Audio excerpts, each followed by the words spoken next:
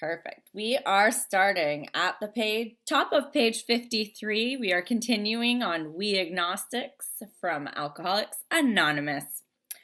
Logic is great stuff. We liked it. We still like it. It is not by chance we were given the power to reason, to examine the evidence of our senses, and to draw conclusions. That is one of man's magnificent attributes. We agnostically inclined would not feel satisfied with a proposal which does not lend itself to reasonable approach and interpretation. Hence, we are at pains to tell why we think our present faith is reasonable, why we think it more sane and logical to believe than not to believe, why we say to our former thinking was soft and mushy when we threw up our hands in doubt and said, we don't know. When we became alcoholics, crushed by a self-imposed crisis, we could not postpone or evade. We had to fearlessly face the proposition that either God is everything or else he is nothing. God either is or he isn't. What was our choice to be? Arrived at this point, we were squarely confronted with the question of faith. We couldn't duck the issue. Some of us had already walked far over the bridge of reason toward the desired shore of faith. The outlines and the promise of a new land had brought luster to tired eyes and fresh courage to flagging spirits. Friendly hands stretched out in welcome. We were grateful that reason had brought us this far, but we somehow couldn't quite step ashore. Perhaps we had been leaning too heavily on reason that last mile, and we did not like to lose our support. Let's stop right there and discuss this page. So for me, I didn't struggle with the faith bit when I came here, so I don't have much to add on that first paragraph, but I do love that second paragraph. I like where it says, when we became alcoholics. I know a lot of people, I was born an alcoholic. I was born with alcoholism. I have the gene. Science, all that mumbo jumbo, I've set that aside. At one point or another, I became alcoholic. It's when I developed the phenomenon of craving, and I could not stop. And it's discussed that previously in our book, but also some might interpret that to be when I became an alcoholic, when I sat down in a meeting and raised my hand for the first time and said, my name is Kim and I'm an alcoholic. So whatever your interpretation is, reasonable assumption is the group of us here, 75 of us in the room, at some point became alcoholic. And this is why we're going through this. We had a self-imposed crisis. We could not postpone or evade. We had to fearlessly face the facts, right? Like it's death or we get a spiritual solution. So God is everything or he is nothing. He is or he isn't. And that's exactly how it's written in the book. It is exactly how I would explain it. And then it talks about that bridge of reason toward the desired shore of faith. When we come into the rooms of Alcoholics Anonymous, we don't come in because we think, hey, it's going to be fun to go to a meeting on a Saturday night. We have some sort of faith before we get here that it works, or we wouldn't have taken up a chair. And then I always like to use the analogy of the Titanic. My ship is sinking. And I've got my hand up. I've got a life preserver. I'm trying to keep my head above the water. And I'm trying to get to shore. And you all are the folks that are going to get me over that bridge to the shore of faith. I see June has her hand up. June. Hi, Kimberly. I'm June. I'm an alcoholic. I like the second paragraph when we became alcoholics. I think that's like basically starting us. Step one, we're admitting we're powerless and our lives were unmanageable. I like how they have reason capitalized 3 times in the part where it says arrived at this point. Reason being maybe, I don't know, to my understanding why it's capitalized. This means for another meaning like higher power, to our higher power. I don't know. That's what I got out of it. At it says, wait a minute, I'm lost. I had too much sun today. Some of us had already walked far over the bridge of reason toward with the desired shore of faith, meaning higher power. I mean, that's what I think I got out of that. We're turning our lives over to our higher power. I don't know. I could be wrong, but please correct me if I'm if I'm wrong. That's all I had. I just found it really interesting that they had reason capitalized 3 times in that one paragraph. Yes, and I'm usually aware of all the capitalizations, and I didn't even notice those ones. Always learning something new with the big book. For those wondering how to raise your hand, there is a raise your hand function found at the base of your participants menu. Or you can wave at me while I'm scrolling through. Anybody else on this page? I'm going to reread that chapter or that paragraph and later and meditate on it, on those 3 reasons. Unless we have anyone that wants to raise their hand. No. That was natural, but let us think a little more closely. Without knowing it, had we not been brought to where we stood by a certain kind of faith? For did we not believe in our own reasoning? Did we not have confidence in our ability to think? What was that but a sort of faith? Yes, we had been faithful, abjectly faithful to the God of reason. I think we just answered our question. So in one way or another, we discovered that faith had been involved all the time. We found too that we had been worshippers. What a state of mental gooseflesh that used to bring on.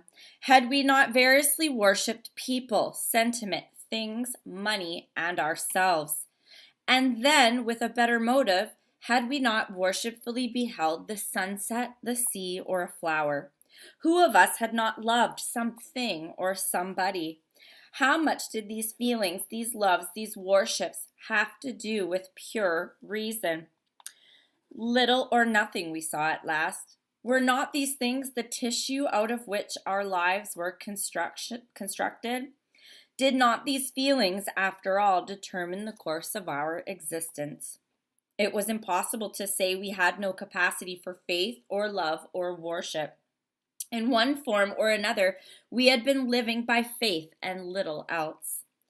Imagine life without faith. Were nothing left but pure reason, it wouldn't be life. But we believed in life, of course we did. We could not prove life in the sense that you can prove a straight line as the shortest distance between 2 points. Yet, there it was. Could we still say the whole thing was nothing but a mass of electrons, created out of nothing, meaning nothing, whirling on to a destiny of nothingness? Of course we couldn't. The electrons themselves seemed more intelligent than that. At least so the chemists said. Hence we saw that reason isn't everything. Neither is reason, as most of us use it, entirely dependable. Though it emanate from our best minds, what about people who had proved that man could never fly?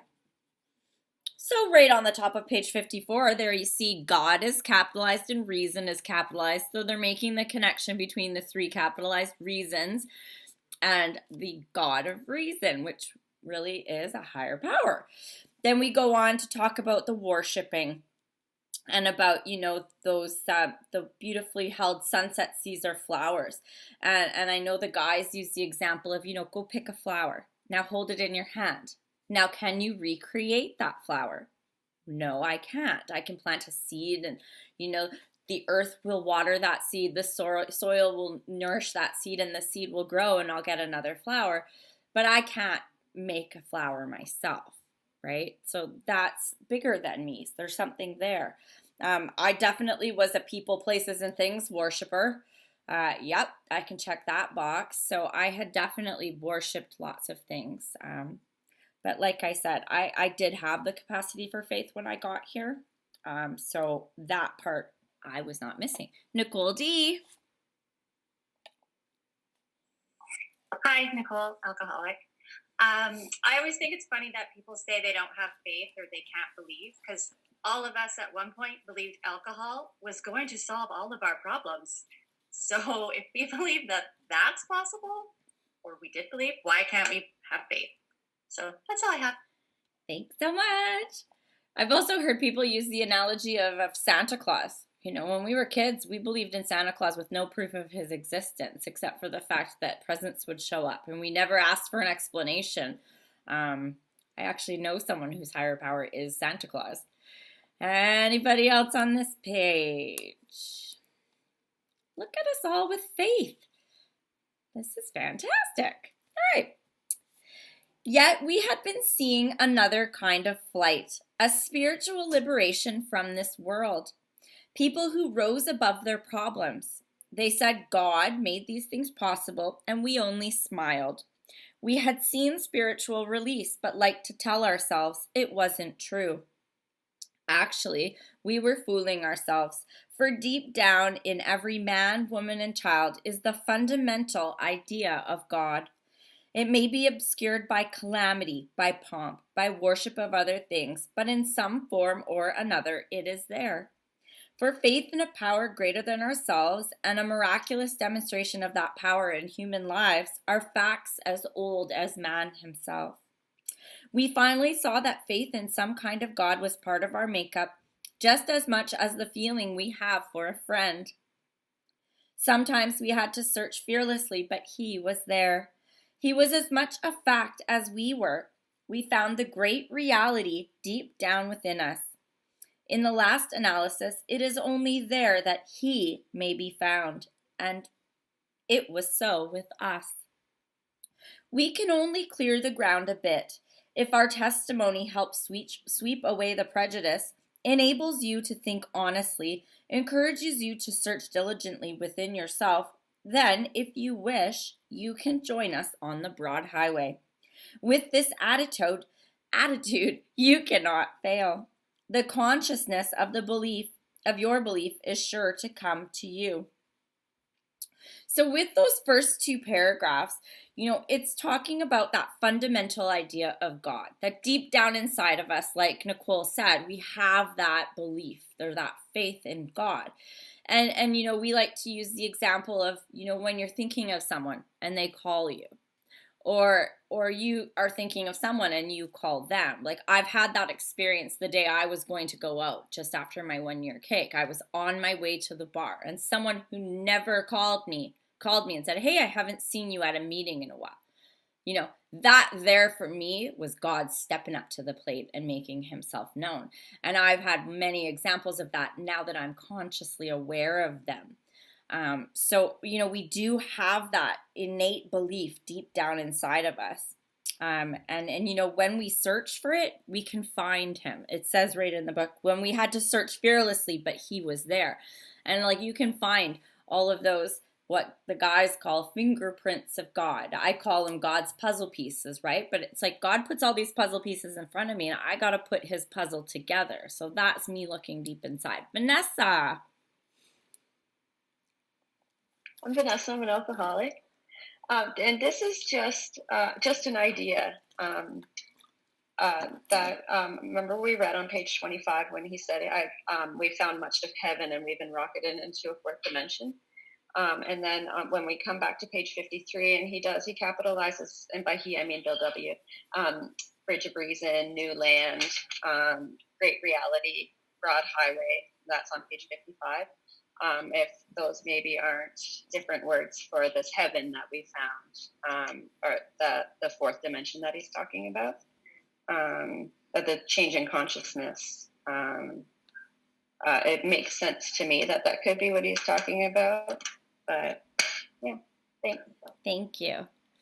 I always, for me, it's so funny. We have a highway here in Vancouver. So Highway 1, it goes from Surrey through Burnaby through into Vancouver, and it's 4 lanes on either side, and there's exits, and then there's bushes on either side. And for me, I'm the broad highway is this fellowship here. Everyone is welcome on this highway. You might go off the path, you might take the wrong exit, but you can always get back on this broad highway that leads you to God. We're all kind of going in the same direction, trying to find him. And I've actually pictured it in my mind, all of us, off in the bush. Bev! Hi, everybody. Bev Alcoholic. That second chapter is actually one of my favorite chapters in the big book. Not chapter, paragraphs, where it says, deep down in every man, woman, and child is the fundamental idea of God. For me, God is in my heart, and he speaks to me through the voices of everyone in the rooms. And when I speak or share or whatever, I try to bring God with me. I actually can liken this to the closeness that I have to the God of my understanding today, because he is always with me and always in my heart. And if I meditate, I can hear not voices, but just that intuition or that feeling of God being with me always. I invite him with me when I go in the car. I invite, I say that to myself. Come on, God, let's go. I mean, I talk to him in just like I talk to anybody else, basically. He already knows everything, but my connection is stronger and I can feel it in my heart. That's just my take, but for me only. But anyway, that's it. Thank you so much, Bev. Yeah, I always have these different visualizations. My broad highway, like I'm on the big sober bus. I'm like, come on, get on the highway. We're going. It's like, this is fun. And the highway ends at the beach. So there's the shore. Let's go party. Sherry Lynn. Hi, everyone. I'm Cheryl, and I'm an alcoholic. And when I read this chapter, I'm reminded of something my sponsor had me to do, and that was to highlight the great reality. Wherever I thought higher power was showing up, the great reality, broad highway, all powerful, guiding, creative intelligence. When I was struggling to kind of determine what my higher power was, and it didn't take long. But on that same note, I heard this recently. I'm controlled by the CCCC, the Cosmic Coincidence Control Center. And when, like you were saying, Kimberly, like these little coincidences that come up are always kind of like guideposts or indicators for me that I am on the right path, that I'm just still, I haven't gone off of my path. So that always gives me comfort. And then I just wanted to share this too briefly. I heard not long ago this story about these two twins being in their mother's womb, and they were having this conversation, and this twin's like, oh my gosh, I can't wait to get out of here so I can have some real good food. And the other twins, like the doubting Thomas, is like, what are you talking about? We're never going to get out of here. Like, we are, we're going to live on this umbilical cord all, forever. And so the one twin has all this faith, the other twin has no faith at all. And the, conversation goes on, and the twin's like, yeah, when we get out of here, mom's going to take care of us. And the other twin's like, there's no mom. What are you talking about? Like, what, and it was just a real good kind of explanation about how simple two twins being in a womb, can still have these divided thoughts and ideas about what life is going to look like coming out of the womb. And I'd never heard that before. And it just, it kind of put spirituality and faith and the whole kind of cosmic, just kind of explained it. And that's all. Thank you. Thank you. And I love like how when we're reading this, we always have new things that pop out at us. And when you were saying that about the great reality, so it says, we found that the great reality deep down within us. And it's like, doesn't that speak to the fact that lots of us weren't living in reality? We were living in this weird delusion. And then when we got reconnected to God, we found that great reality. Margaret?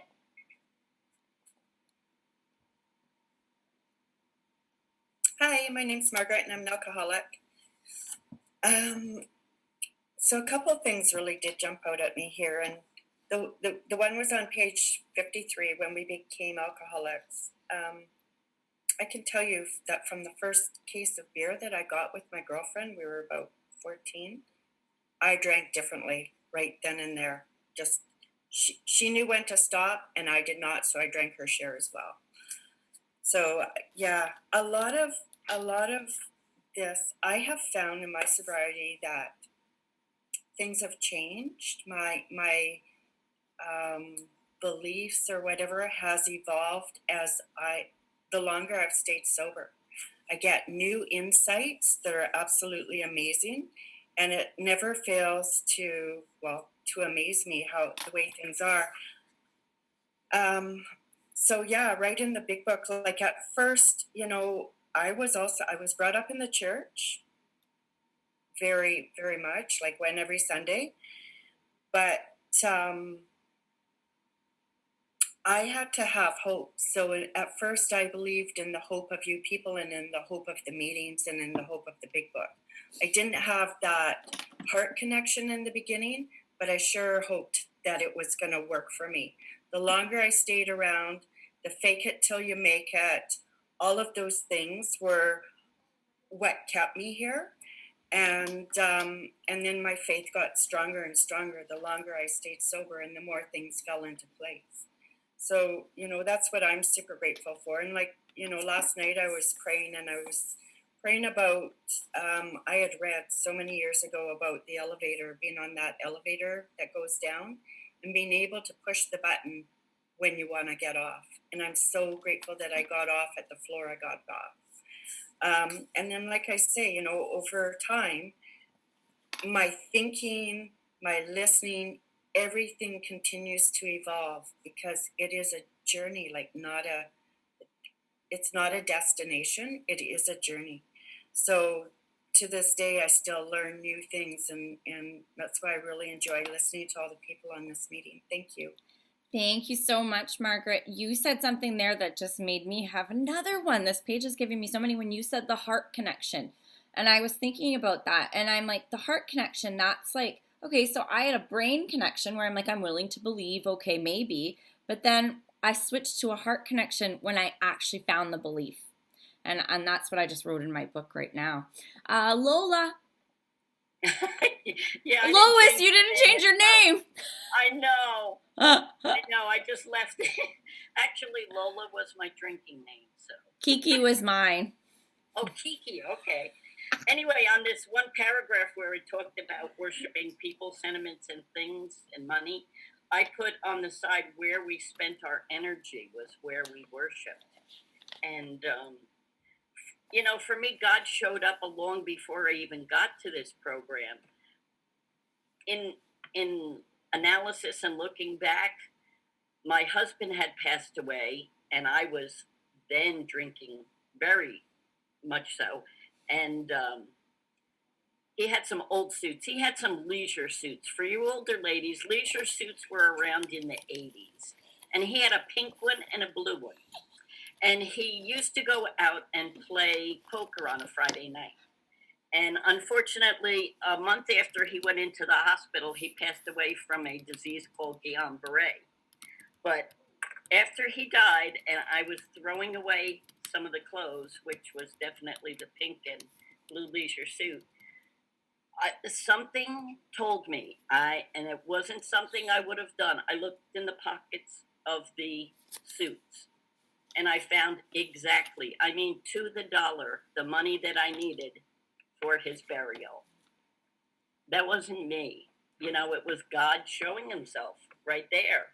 I can remember driving one time in a car, and I was going to turn, and for some reason I stopped. Like in the intersection, I just stopped. And this big RV came had come barreling through the light. I didn't do that stop.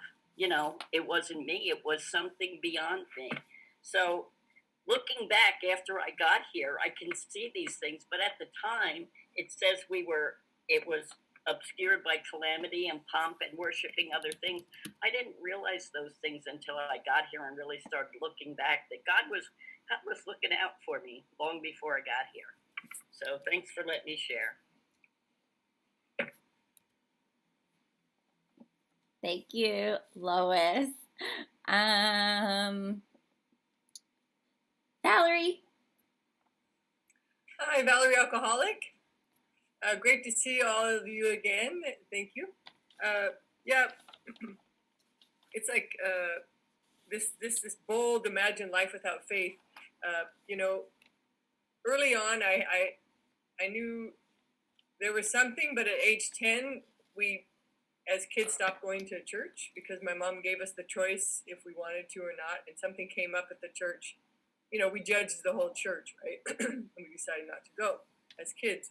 But then as I got a little bit older, I learned about, you know, I was just a sort of a seeker, some alternative kind of faith, just that there was a spirit, but I still hadn't adopted it really, really closely. So I'm glad I had a little inkling of that when I came in. And, you know, like, I don't even know how many days sober I had, but I thought, I'm going to go drink. And, you know, just kind of like what Kimberly was saying, you know, I was headed to the liquor store. I got there. I changed my mind. So I left. And then I changed my mind again. And I'm like, I'm going to go back. But the small town had all these one-way streets. So I had to go through all these one-way streets to get back to the liquor store. And they were closed when I got there. So, you know, I was like, oh my God, talk about a God shot. So I'm so happy that I found that. And I've never looked back since. And I don't like getting off at the wrong exit, you know. So that is huge for me. I will get lost. It's a great analogy, Kim. So I don't want to get off this wonderful path because it will be very hard to get back. So I feel so blessed to be here. And thank you so much. Thank you so much. Yeah, I was 4-buying in the brush for so many years, twigs sticking out of my hair. So glad I'm not there anymore. All right, all the letters, would you like to share?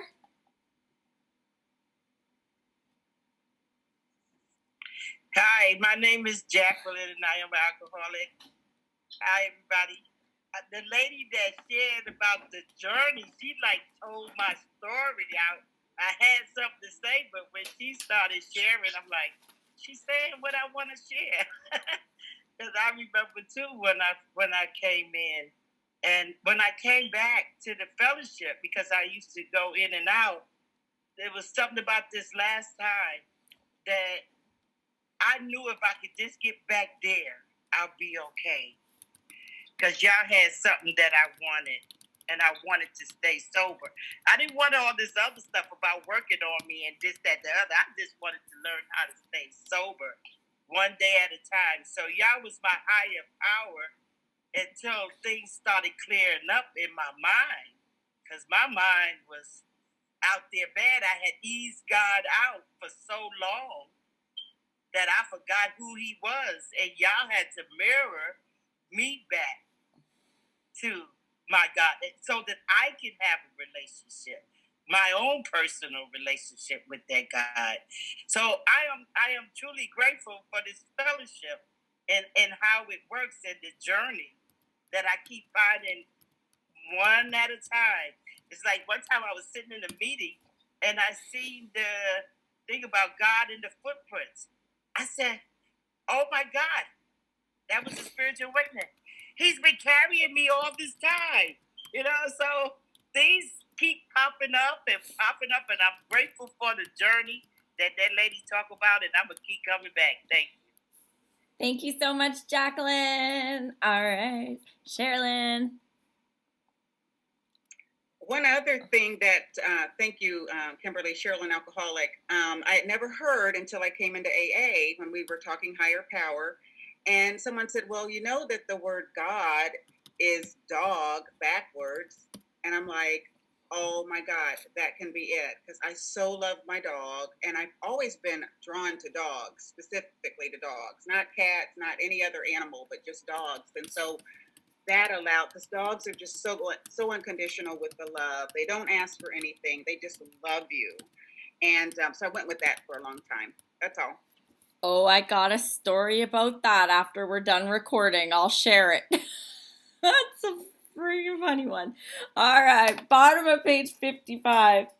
In this book, you will read the experience of a man who thought he was an atheist. His story is so interesting that some of it should be told now. His change of heart was dramatic, convincing, and moving. Our friend was a minister's son. He attended church school where he became rebellious at what he thought an overdose of religious education. For years thereafter, he was dogged by trouble and frustration, business failure, insanity, fatal illness, suicide. These calamities in his immediate family embittered and depressed him. Post-war disillusionment, ever more serious alcoholism, impending mental and physical collapse brought him to the point of self-destruction. One night, when confined in a hospital, he was approached by an alcoholic who had known a spiritual experience. Our friend's gorge rose as he bitterly cried out, "If there is a God, he certainly hasn't done anything for me." But later, alone in his room, he asked himself this question: is it possible that all the religious people I had known are wrong? While pondering the answer, he felt as though he lived in hell. Then, like a thunderbolt, a great thought came. It crowded out all else. Who are you to say there is no God? This man recounts that he tumbled out of bed to his knees. In a few seconds, he was overwhelmed by a conviction of the presence of God. It poured over and through him with the certainty and majesty of great tide at flood. The barriers he had built through the years were swept away. He stood in the presence of infinite power and love. He had stepped from bridge to shore. For the first time, he lived in conscious companionship with his Creator. Thus our friend's cornerstone fixed in place. No later vicissitude has shaken it. His alcoholic problem was taken away. That very night, years ago, it disappeared. Save for a few brief moments of temptation, the thought of drink has never returned. At such times, a great revulsion has risen up in him. Seemingly, he could not drink even if he would. God had restored his sanity. What is this but a miracle of healing? Yet its elements are simple. Circumstances made him willing to believe. He humbly offered himself to his Maker. Then he knew. Even so has God restored us all to our right minds. To this man, the revelation was sudden. Some of us grow into it more slowly. But he has come to all who have honestly sought him. When we draw near to him, he disclosed himself to us. Great read right there. So let's start up at the top. So he's a minister's son. He's going to a religious school. He rebels against religion. So he takes his will back. He has taken his will. I am not doing this. I've had an overdose of this religion crap. Take your stuff and go. His will, self-will run riot, brought him business failure, insanity, illness, suicide, calamities in his family. Self-will run riot. But he blamed God. If there was a God, he certainly didn't have me. And in a moment of meditation, he pondered, perhaps God just wasn't around because he hadn't connected with him. He sought God, got on his knees, and God showed up. Right? Like people are, oh, God doesn't do anything for me. Well, it says right there, he has come to all who have honestly sought him. You seek him, he will come. You say, hey, God, it's me, Kim. God's going to start saying, oh, hey, Kim, who are you? Let me know a little bit about you. I don't know if I've shared my Stephen produce analogy, but just think of, you go to Costco, Steve's the produce manager, and you've heard that Steve's got good advice. You walk up to Steve and you start yelling all your problems to him and blaming him for all your stuff. Steve's going to be like, who are you? Same goes for God. You don't have a relationship with God. You've got to seek him. You've got to build it. So this is what we're going to do in our following chapter. My favorite part of this is he stood in the presence of infinite power and love. There's your definition of God. You want to know what God is? You want a definition for God? God is infinite power and love. And here you see he stepped from bridge to shore. He lived in conscious companionship with his creator.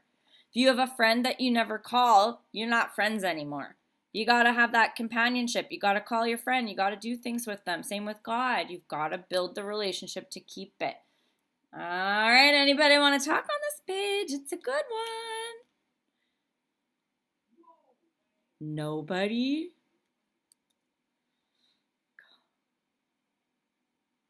I don't believe that. Oh, there we go. Sherilyn, alcoholic. Who are you to say there is no God always brings me to that one line in the big book that I just love, and that is contempt prior to investigation. I was kicking and screaming when I came into AA. This is not going to work for me. You know, getting a sponsor is not going to work for me. Getting your phone number is not going to work for me. All the things that you all suggested, I balked at. And eventually, when I started to investigate, I started getting answers, and I started getting relief and freedom. And so this line, who are you to say there is no God, is like, why don't you investigate a little bit, buddy? You know, that's all. That's right. And we go back to my example of the Yelp review a couple pages back. You know, if 20 people are saying it works and I say it doesn't, maybe I got to check my taste buds, right? Like maybe there's something off here. Margaret. Thank you, Kim. Yeah, so I know that I write still to this day, and my days change, my hours change, like a mini manic depressive up and down. But I know that when I'm disturbed by anything, I get down on my knees. And when I get down on my knees, it is unexplainable that I am filled with just a knowing that everything's going to be okay. It doesn't necessarily mean that it's the answers, but it's just, again, back to that heart connection. I just know that it's going to be okay. And, you know, I believe in God and I'm not it. So that's all. Thank you. Thank you, Margaret. All right, Grace. Whoops, wrong button. Sorry, Grace. Oh, my buttons. Did I get you, Grace?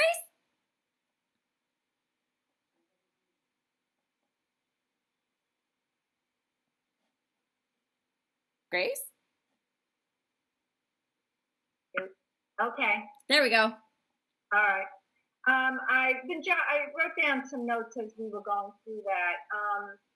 One of the things that I have had conversation about with others is sometimes when people share or they read this story about this person who had this minister who had this experience, they think that somehow some spiritual connection or spiritual awakening has to involve some kind of an experience of some sudden miracle like that man experienced.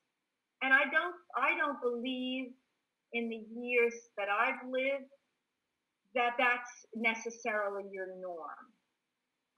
And I think that it's important to communicate with the people that we help along the way who are coming in as newcomers, that we recognize that each person is different and that there's no one size fits all spiritual guide.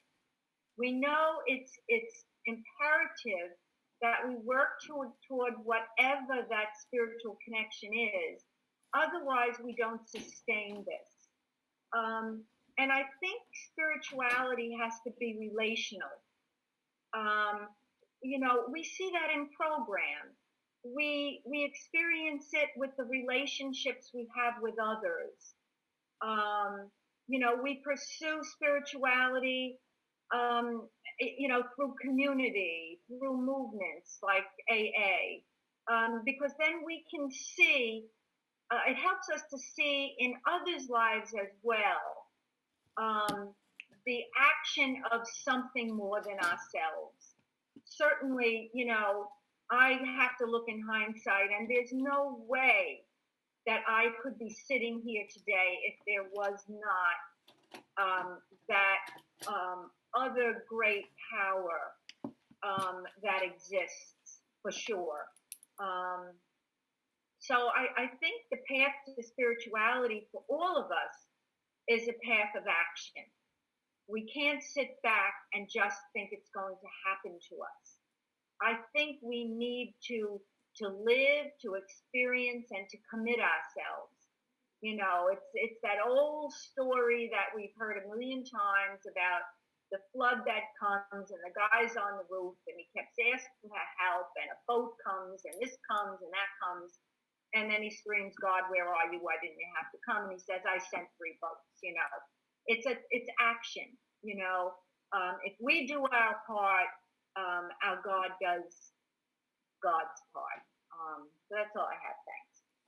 Thank you so much, Grace. Joanne. Hi, everyone. I'm Joanne. I'm an alcoholic addict. And I loved what Grace just said. Also, when you read that little sentence of, you know, infinite power and love. And I don't choose to call my higher power God, but what I had to do because of my own background is I had to fire, you know, you talk about the guy at Costco. I had to fire God. I had to fire my definition, what I thought I was fighting against, what all that kept me from really coming in to, because I was afraid. You know, you talk about faith. Well, I didn't trust me. I didn't trust you. I didn't trust anything because I would get up in the morning and I would say, I'm not going to drink or I'm not going to get high. And at the end of the day, I was. So I couldn't trust me. How am I going to trust something that has infinite power and that loves me? I hated myself. So for the newcomer especially, I wanted to share this quick little story. I went to an old timer. I was crying my eyes out. And I said, how do you trust people in AA? And he said, well, what you do is you listen to people give you suggestions and you do them. And you follow through. And you start to trust yourself that what you say is what you're going to do. And little by little, you start to have a feeling that you can trust yourself. And then once you have that feeling, you will start to intuitively know who you can trust and who you can't trust because you know what trust feels like. And once I started doing that and I started to trust myself and believe that what I said is what I do, then little by little, I could trust that maybe the action of trust, maybe I could trust in whatever these people were talking about. And I could trust that if people were showing me that they loved me by sometimes coming and having coffee with me at 2:00 in the morning, or I'd go on a 12-step call and I would watch someone wake up, get into their clothes, drive a few miles and help a suffering alcoholic. I started to trust those people. And the more I trusted, the more I got that sense of that infinite power. So it is a program of action. And so just take one step after another. And I'm not one of the immediate lightning strikes. Mine was the educational, where I just needed to watch people in the program use their power and their love and start to trust myself so I could trust them and stay sober. And that's all I wanted to share, and I'll share the time. Thank you. Thank you so much, Joanne. Jen S. You gotta hit yours. There you go. Thank you. Yeah. So Jen here, and I am an alcoholic. So I've never really made this connection with this page. It's my story on 56 here. So I used to be like an altar server when I was growing up in the Catholic Church, and when my parents separated, I used to ask my mom like if we could go to mass on a Tuesday or whatever day of the week it was before I went to school. I felt like I needed it. And then we got a new guy in. He was our new father. And it turns out the old one had been molesting children, and then this guy he just made really bad people are making appeals to him like, please don't cancel this youth mass, it saved my life, and he canceled it anyways. And anyways, I just got a really bad taste in my mouth for the church. And that's about the time I found my first bottle of booze, chilling in a parking lot, and I grabbed it. I was like probably 12 years old, and me and my girlfriends drank it and got drunk for the first time. So it was like immediately after losing my religion, I went right to booze. I didn't even really think about it that way, but yeah. And then that Southwell Run riot, not great things happened. I spent a lot of my youth just doing dumb things. In school, it's like I either wasn't getting fucked up and I got straight A's, or I didn't care, and I was like, I wouldn't even go to school. I started skipping school in middle school, and yeah, just like without that guidance and turning to alcohol, my life became a mess pretty freaking early. And I didn't have this experience of all of a sudden there's God and I'm flooded with it, but I've definitely had points in my life where I let it in, and I think that's it for me. Is like the letting it in it's like when I let it in, it's not like it's not always there to be had. I just don't always want it. I don't always accept it, and I won't always let myself be present to it. So that's what I'm working on today, and thank you, everybody. Thank you so much, Jen. Heidi G.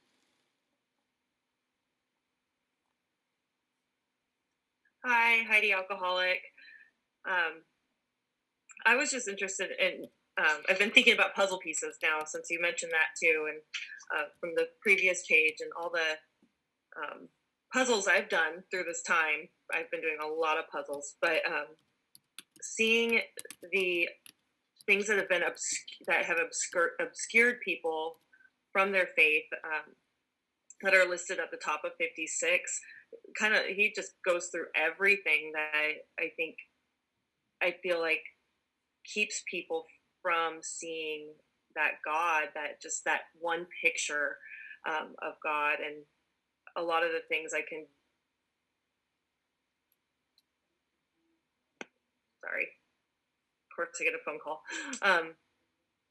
And I just think it's interesting that God is underneath all of this. And what I've found, I always wanted to have that moment of, being tumbled out of bed because I felt the presence of God. And it's not something that's ever really happened, but these obscurities are things that are kind of showing up in my life, and I'm realizing them for what they are.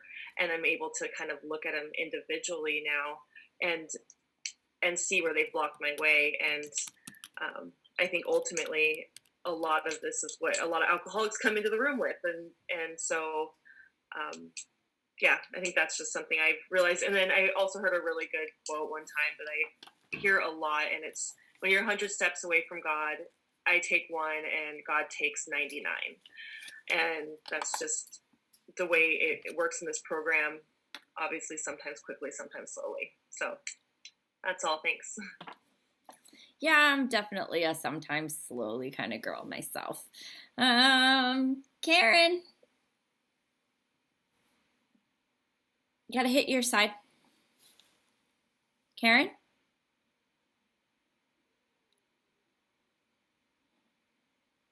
Karen, hit your unmute. Oh, there it There is. you go. Gosh darn it. Sorry about that, guys. Gals. Gosh, we grew up in a man's world and it's still guys. Sorry about that. I'm just trying to see myself.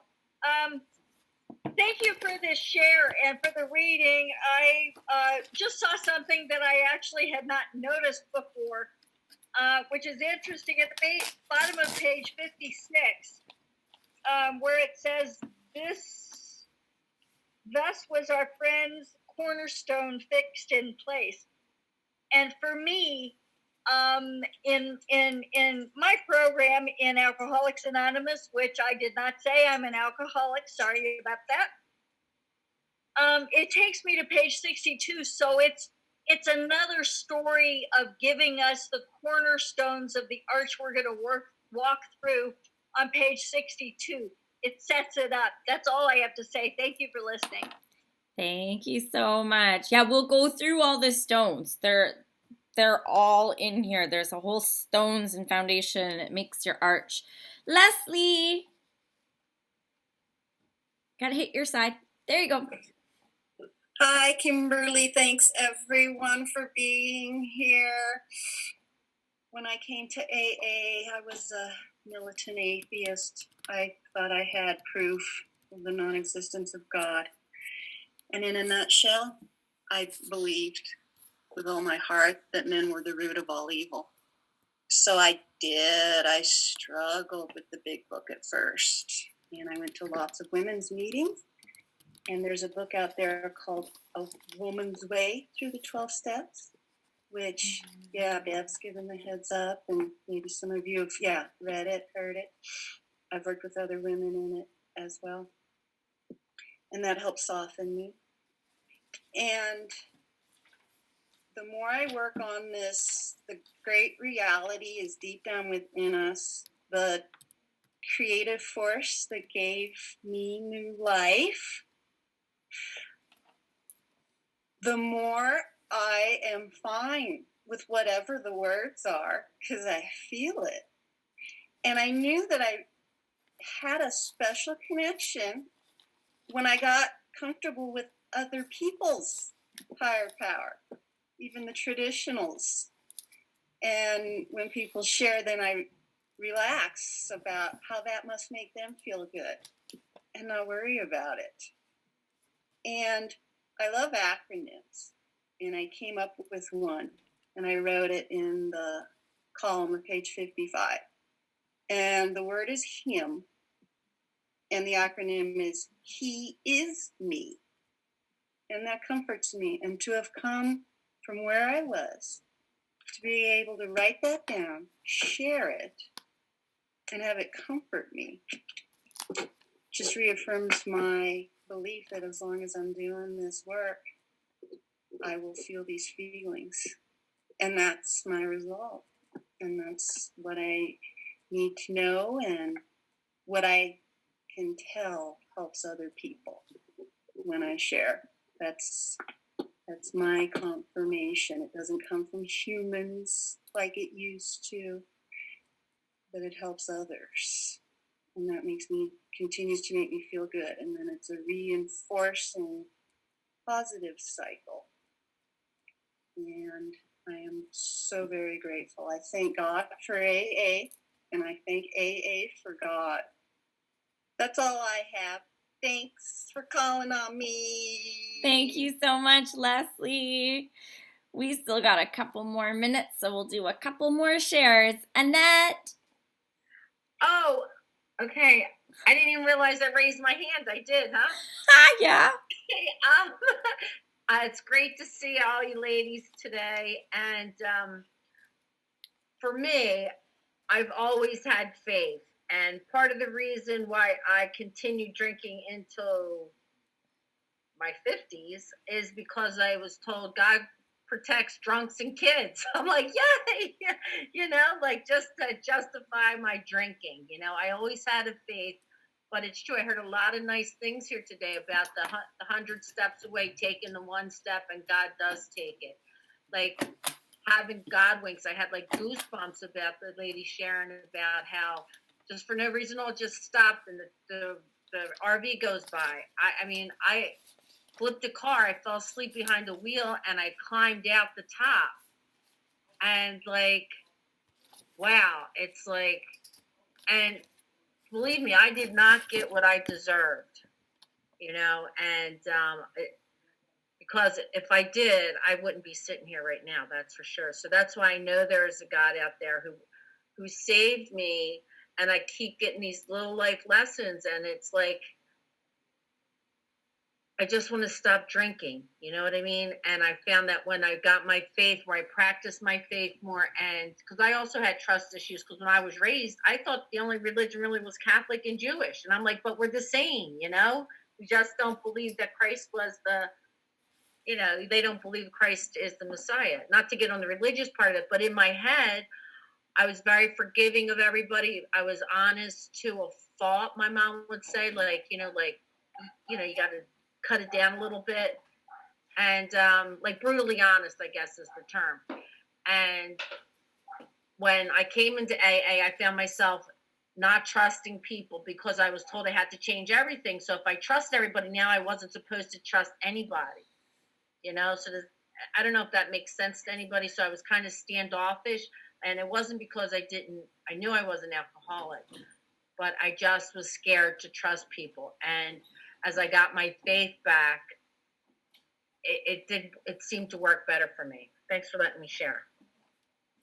Thank you so much, Annette. And one more, Marla. You got to hit unmute. Thanks. It's so exciting to have read this, and I love all the ladies' shares, many shiver moments. I have a question.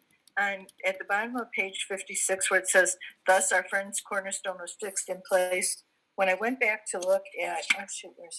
Page 47, where it said, it's been repeatedly proven among us that upon the simple cornerstone. So is it the same cornerstones that we'll be talking about, or is it something different? Well, does that make sense? There's the keystone in the middle, and then there's going to be 2 cornerstones on either side. So. Oh, okay.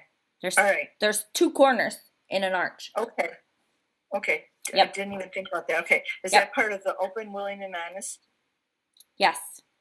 Okay. Thank you. You're welcome. Oops, muting myself. All right, ladies.